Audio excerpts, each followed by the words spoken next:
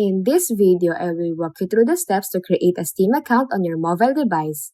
So without further ado, let's get started. Okay, first off, make sure to download the Steam app from your Google Play or App Store for a smoother experience. Then once it's downloaded, tap on the Learn More About Steam, and on this page, find and tap on the Don't Have a Steam Account option. Then Steam will then prompt you to input and confirm your email address and country of residence.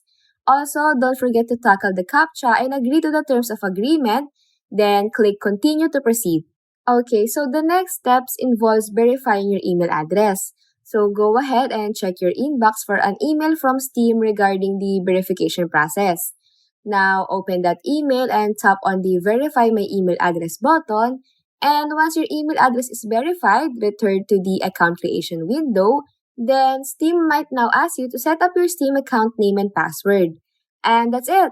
That's how you create a Steam account. Now, if you found this video helpful, don't forget to hit that like button, drop a comment, share this content, and subscribe for more guides and tips.